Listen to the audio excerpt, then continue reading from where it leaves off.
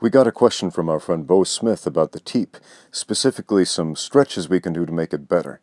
First, I'd like to demonstrate that when we throw the Teep, we should project the kick upward and rechamber the kick.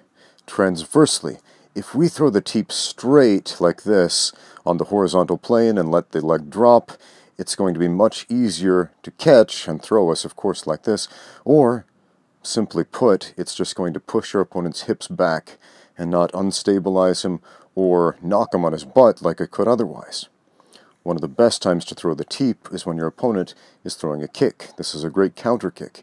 If we throw it upward like this at the solar plexus, we can knock our opponents back or even down. The Teep can make an excellent takedown when performed properly. Now let's take a look at those side by side. Good form versus bad form. Chamber and rechamber at an upward angle versus throwing it at a horizontal level and then dropping it. I would strongly recommend practice the Teep hundreds, thousands, millions of times on the heavy bag. Make sure to project it again at an upward angle, rechambering the kick after each strike. The act of performing the kick itself really is one of the best dynamic stretches you can do. Now, I know when we say stretch, we think do static stretches, and I will show a whole series of those that I use personally for this kick and pretty much every other kick. But performing the technique really is the best dynamic stretch.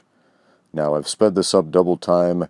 I would recommend hold each of these stretches for at least 10 seconds or 30 seconds, really, if you want to improve your flexibility.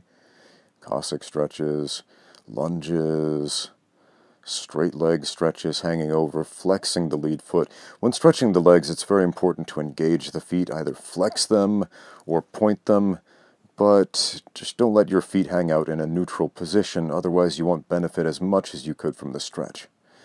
Train your splits. Even if you can't do the splits yet, put your knees down, modify. You can always modify a stretch according to your current flexibility and fitness level.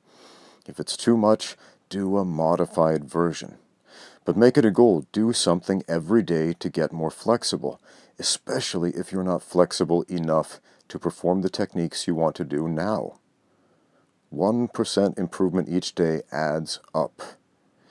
Next, here are dynamic stretches I like to do. These are straight knees. Notice I am driving my hip bone forward exactly the same way that we do when we perform the Teep itself, which I'm doing now. Again, it's not just bringing the leg up, it's driving the hip and the pelvis forward. These are axe kick stretches. If height is your weakness, make sure to do lots of these. Even if you never throw an axe kick in your life, it's one of the best dynamic kicking stretches. Similarly, the arc kick stretch, like an axe kick stretch, but in a big circle like that. Anyway, thanks for watching, guys. Now get out there and train.